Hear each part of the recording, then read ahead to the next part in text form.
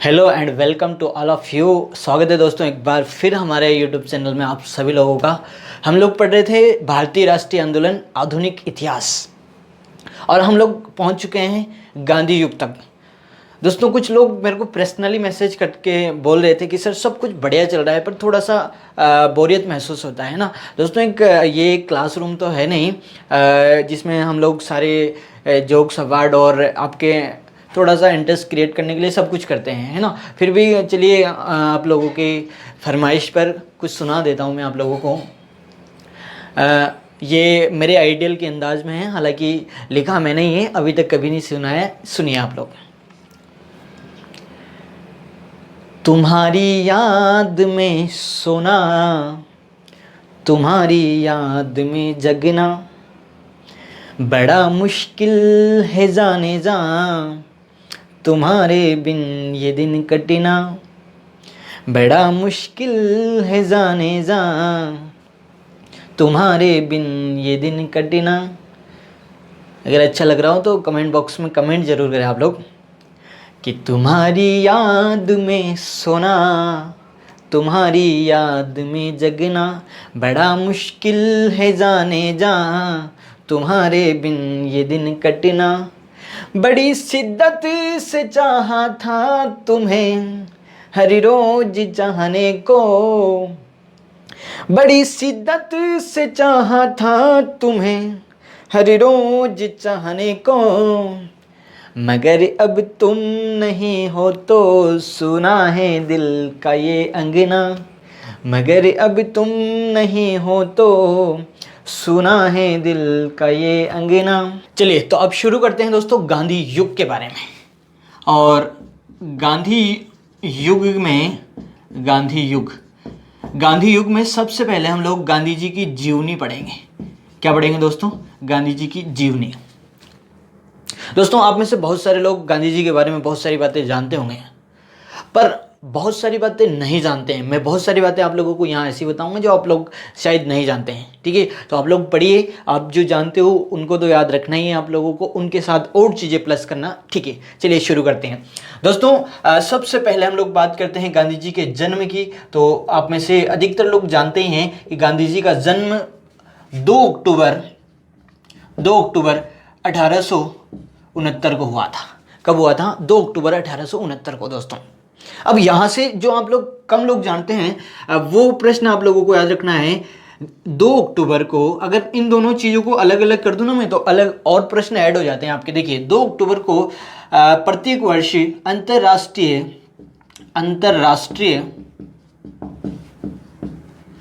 अहिंसा दिवस मनाया जाता है। बोलो क्या मनाया जाता है? अंतर्राष्ट्रीय अहिंसा दिवस। कौन से दिन मनाया जाता है दोस्तों? 2 अक्टूबर को। सर अगर इसको अलग करते हैं तो क्या बनता है? देखिए 1869, एक नहर का नाम सुना होगा आप लोगों ने। 1869 से मैं आप लोगों को बताना चाहूँगा, एक नहर होती है, नाम है स्वेज नहर। सुना होगा आप लोगों ने। कौन सी नहर दोस्तों? स्वेज नहर। और जो स्वेज नहर है दोस्तों, ये स्वेज नहर बनना प्रारंभ हुई थी 1859 में।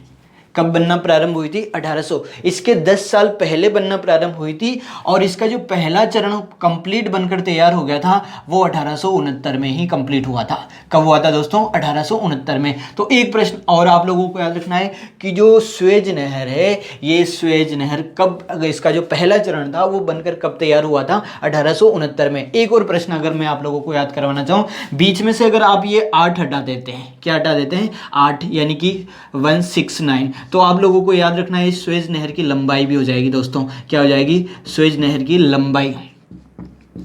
ये कुछ प्रश्न थे जो मैं आप लोगों को वैसे ही ऐड करवा रहा था, याद होने चाहिए आप लोगों को। अब हम लोग बात करते हैं गांधी जी के ऊपर टोटल।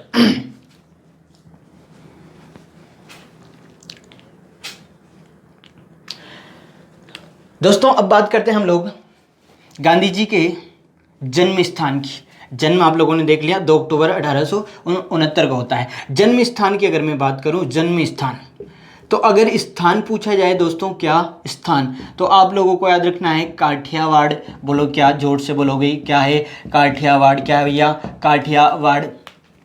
अगर मैं जिला पूछूं आप लोगों से तो आप लोगों को बताना होगा, जिला होगा पोरबंदर। जोर से बोलो, क्या नाम है दोस्तों? पोरबंदर। जन्म कहाँ होता है? पोरबंदर में। अगर मैं आप लोगों को राज्य पूछूं तो ये तो कम से कम बता ही दोगे आप लोग, क्या है? गुजरात। कौन सा राज्य है? गुजरात में गांधी जी का जन्म होता है। ठीक है, अब बात करते हैं गांधी जी का जो वास्तविक नाम था दोस्तों। कौन सा नाम दोस्तों? वास्तविक नाम। गांधी जी का वास्तविक नाम था मोहनदास। जोर से बोलना है, क्या नाम है?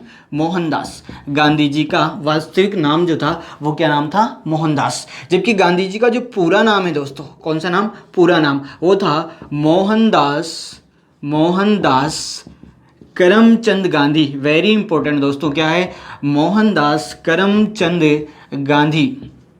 इनका पूरा नाम क्या होता है? मोहनदास करमचंद गांधी। दोस्तों अब बात करते हैं इनके पिता की। तो इनके पिता का नाम होता है करमचंद गांधी। कौन होता है? क्या नाम है इनके पिताजी का? करमचंद। इनके पिताजी का क्या नाम है? करमचंद गांधी।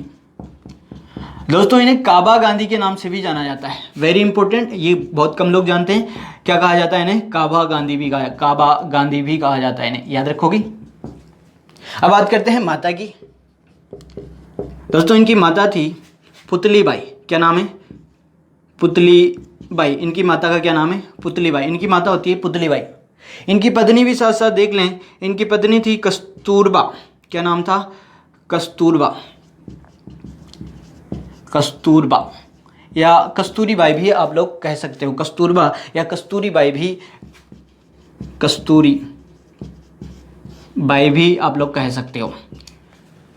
दोस्तों माता हो गए, पिता हो गए और पत्नी हो गई। इसके बाद आगे देखिए आप लोग, इनके पुत्र की अगर मैं बात करूं, पुत्र। गांधी जी के 4 पुत्र थे। कितने थे? 4। गांधी जी के कितने पुत्र थे दोस्तों? 4। जिसमें नाम आप लोगों को याद रखना है। पहला है हरिलाल। क्या नाम है दोस्तों? हरिलाल। दूसरा मणिलाल। क्या नाम है? मणिलाल। फिर आप लोग याद रखेंगे देवदास। क्या नाम है? देवदास। वो वाला नहीं है, पारो वाला देवदास, याद रखना, देवदास। और एक और आप लोग याद रखेंगे, रामदास। ये टाइटल बड़ा फेमस है दोस्तों, गांधी जी का 5वां पुत्र। 4 पुत्र तो आप लोगों को याद रह जाएंगे, क्लियर है? हरिलाल, मणिलाल, देवदास और रामदास। ठीक है, और ये टाइटल बड़ा प्रसिद्ध है कि गांधी जी के जो 5वां पुत्र है उनका क्या नाम है? आप लोग बहुत सारे लोग जानते होंगे। गांधी जी का जो 5वां पुत्र था उनका नाम था राय बहादुर जमनालाल बजाज। याद रखोगे, क्या नाम है? राय बहादुर जमनालाल बजाज गांधी जी के 5वें पुत्र होते हैं दोस्तों गांधी जी के राजनीतिक गुरु की अगर बात करूं, कौन से गुरु की? राजनीतिक गुरु। तो नाम है जो आप लोगों को पढ़ा रहे हैं उनके नाम से आप लोग याद रख सकते हैं, गोपाल कृष्ण गोखले। क्या नाम है? गोपाल कृष्ण गोखले। गांधी जी के राजनीतिक गुरु कौन थे दोस्तों? गोपाल कृष्ण गोखले थे। फिर आप लोगों को याद रखना है गांधी जी के जो पर्सनल सेक्रेटरी थे, पर्सनल सचिव कह सकते हो, इनके जो सचिव थे,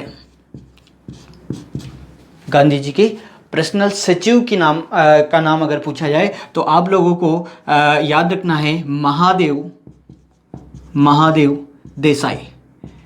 पर्सनल सचिव को क्या नाम था दोस्तों? महादेव देसाई। इनके पर्सनल सचिव कौन होते हैं? महादेव देसाई होते हैं।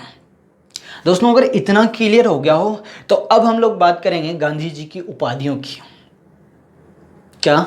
गांधी जी की उपाधियां। देखिए, इसको आप स्क्रीनशॉट ले सकते हैं अच्छे से और फिर अपने नोट्स क्रिएट कर सकते हैं, बना सकते हैं। ठीक है, मिटा देता हूं इसको मैं।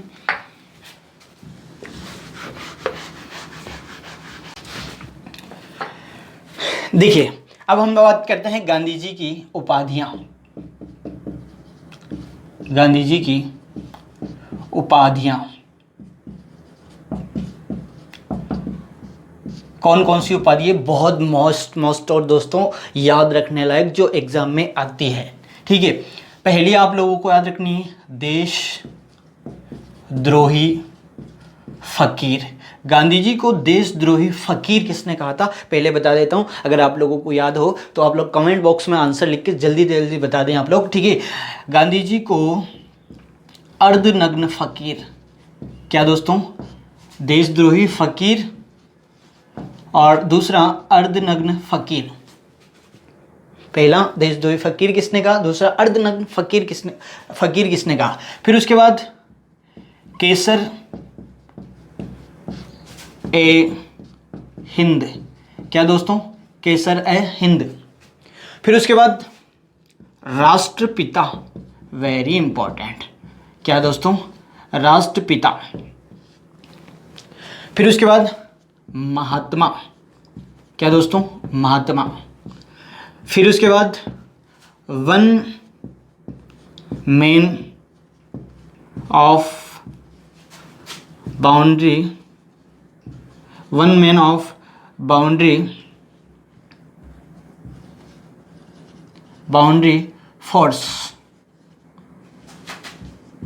One man of boundary force. अलग अलग है, अलग अलग लोगों ने कहा है। गांधी जी को देशद्रोही फकीर कहने वाले हैं फ्रैंक मॉरिस या मॉरेस। क्या नाम है दोस्तों? फ्रैंक मॉरिस या मॉरेस भी मिल जाता है इनका, याद रखो भाई, बहुत इंपॉर्टेंट है। देशद्रोही फकीर किसको कहा? Frank Morris. किसने कहा? फ्रैंक मॉरिस या मॉरिस ने, ठीक है। अर्धनग्न फकीर विंस्टन चर्चिल ने। किसने कहा? विंस्टन चर्चिल ने अर्धनग्न फकीर कहा। केसर ए हिंद, अंग्रेजों ने दी थी ये उपाधि। किसने दी थी? फर्स्ट वर्ल्ड वार के दौरान। किसके दौरान?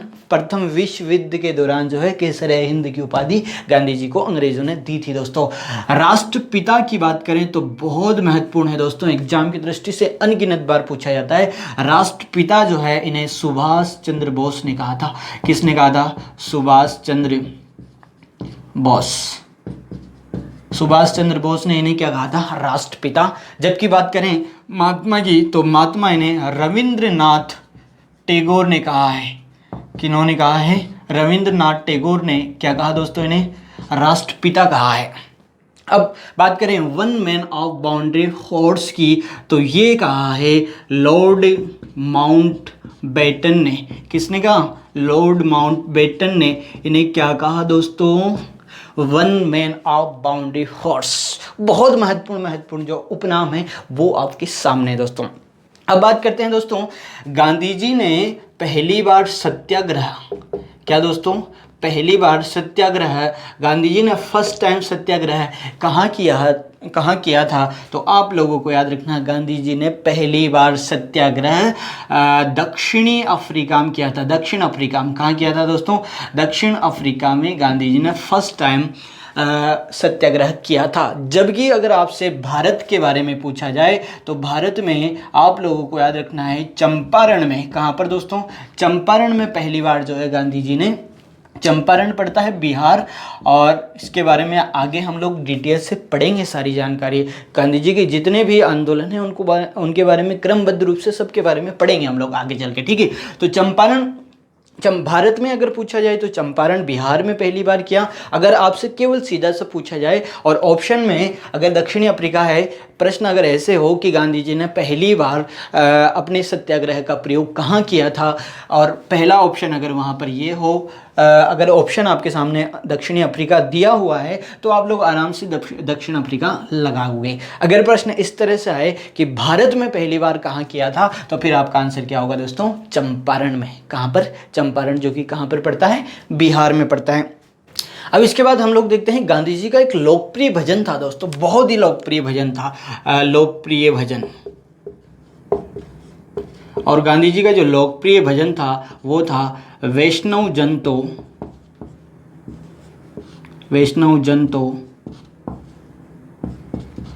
तेने कहिए।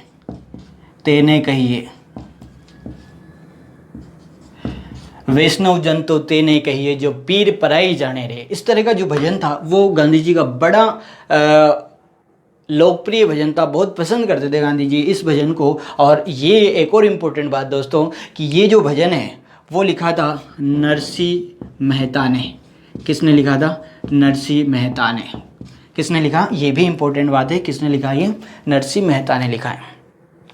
इसके बाद आगे देखिए दोस्तों, गांधी जी का जो अंतिम शब्द था, गांधी जी का अंतिम शब्द जो था वो था हे राम।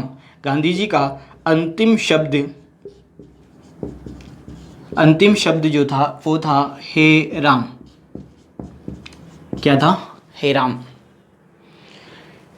इसके बाद आगे देखिए आप लोग, गांधी जी के बहुत सारे आंदोलन हुए दोस्तों।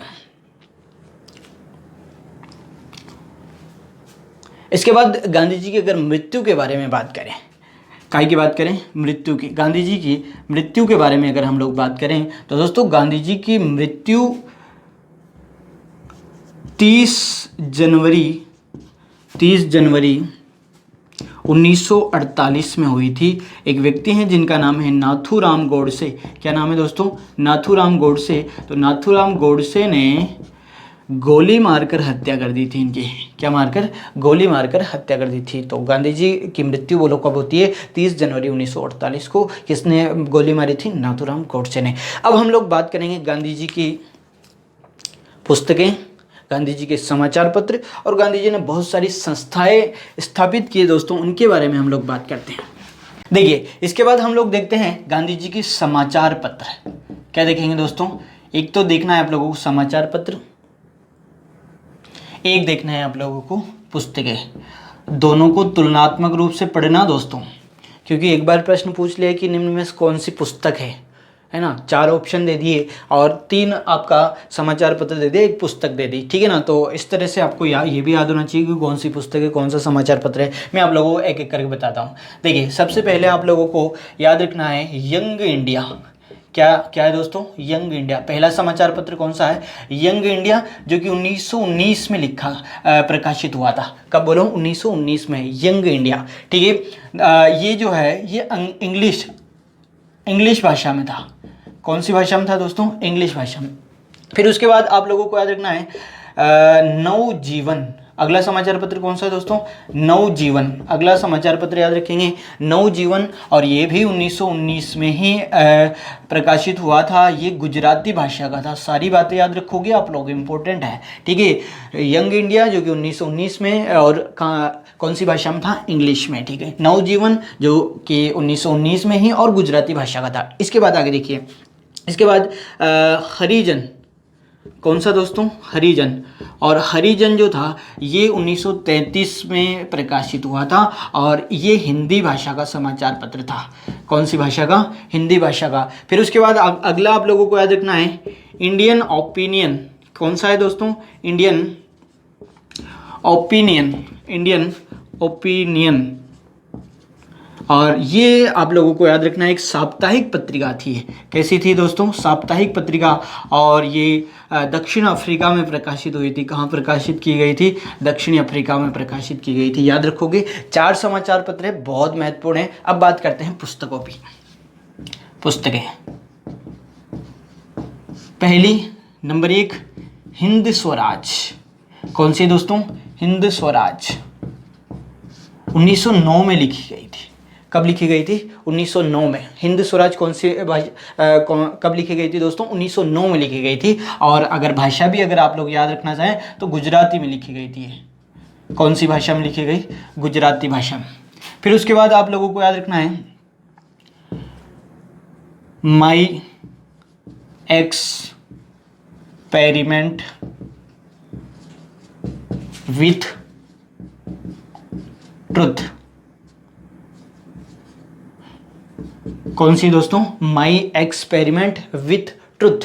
हिंदी में बात करें सत्य के साथ मेरे प्रयोग।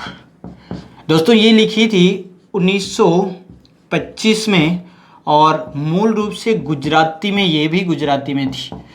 कौन सी में थी? गुजराती में, ठीक है। जबकि इनके जो सचिव थे, है ना, क्या नाम बताया सचिव का? महादेव देसाई। किनके सचिव? गांधी जी के जो सचिव थे, इन्होंने इसका अंग्रेजी अनुवाद किया था। किसका अंग्रेजी अनुवाद किया था? इसका इस पुस्तक का अंग्रेजी अनुवाद किसने किया? महादेव देसाई ने किया था। फिर उसके बाद आप लोगों को याद रखना है अगली, my early life. My early life कौन सी दोस्तों? My early life. फिर उसके बाद इंडियन होम रूल कौन सी दोस्तों? Indian home rule. दोस्तों जो हिंद स्वराज के बारे में अगर हम थोड़ी सी और बात करें तो हिंद स्वराज गांधी जी ने लंदन से दक्षिण अफ्रीका जाते समय लिखी थी। कहाँ जाते? दक्षिण अफ्रीका जाते समय लिखी थी, याद रखोगे। ये समाचार पत्र हो जाते हैं, पुस्तकें हो जाती है। अब बात करते हैं, गांधी जी ने बहुत सारी संस्थाएं स्थापित करी है। तो संस्थाएं देखें आप लोग कौन कौन सी संस्थाएं हैं। आप लोग स्क्रीनशॉट लेते रहें, बार बार हम लोग आप लोगों से बोल रहे हैं, तो फिर बाद में आप लोग बढ़िया अच्छे से मैं सिस्टमेटिक बता रहा हूँ सारी चीज़ें। आप लोग स्क्रीनशॉट से आपके अच्छे से नोट्स बन सकते हैं, ठीक है। मिटा देता हूँ इसको। अब देखते हैं हम लोग गांधी जी के द्वारा स्थापित, इनके सहयोग से स्थापित बहुत सारी संस्थाएं हैं। जैसे हम लोग बात करें, एक आश्रम होता है फिनिक्स आश्रम। कौन सा दोस्तों? फिनिक्स आश्रम। और फिनिक्स आश्रम की स्थापना इन्होंने 1904 में की थी। कब की थी दोस्तों? 1904 में। एक आप लोगों को याद रखना है टोलस्टॉय, एक और आश्रम है टोलस्टॉय, और इसकी स्थापना इन्होंने 1910 में की थी। कब की थी? टोलस्टॉय की स्थापना इन्होंने कब की दोस्तों? 1910 में। दोस्तों सत्याग्रह आश्रम की स्थापना इन्होंने की। काय की स्थापना? सत्याग्रह आश्रम। और सत्याग्रह आश्रम ही इसकी स्थापना 1915 में कर दी, ठीक है। जबकि यही सत्याग्रह आश्रम बाद में साबरमती आश्रम के नाम से जाना गया 1917 से। कब से दोस्तों? 1917 से, ठीक है। फिर इसके बाद आगे अगर हम लोग बात करें तो आप लोगों को याद रखना है अखिल भारतीय चरखा संघ किसकी स्थापना करवाई? अखिल भारतीय चरखा संघ की स्थापना करवाई। और अखिल भारतीय चरखा संघ की स्थापना 1925 में की थी। कब की थी दोस्तों? 1925। अखिल भारतीय चरखा संघ की स्थापना कब की है? 1925 में की है। इसके बाद आगे देखिए, हरिजन सेवा संघ। दोस्तों हरिजन सेवा संघ जो है इसकी स्थापना 1932-33 में मानी जाती है। 32-33 में क्या था कि जो हरिजन सेवा संघ है इसकी स्थापना 30 सितंबर 1932 को की गई थी। और इसका पहले जो नाम था वो नाम था अस्पृश्यता निवारण संघ। क्या नाम था इसका? पहले नाम क्या था? अस्पृश्यता निवारण संघ। इसी नाम से इसकी स्थापना हुई थी दोस्तों। और दूसरी महत्वपूर्ण बात आप लोगों को याद रखनी है कि 13 सितंबर 1933 को इसका नाम बदलकर फिर क्या कर दिया गया था? हरिजन सेवा संघ कर दिया गया था। ये गांधी जी के द्वारा, गांधी जी के सहयोग से स्थापित प्रमुख संस्थाएं हैं दोस्तों। इतना क्लियर हो गया तो थोड़ा सा आप गांधी जी के जीवन के बारे में भी चर्चा कर लेते हैं। थोड़ा सा इसको मैं मिटा देता हूं दोस्तों। इसके बाद गांधी जी से संबंधित अन्य महत्वपूर्ण बातें और हम लोग देखते हैं। देखिए सन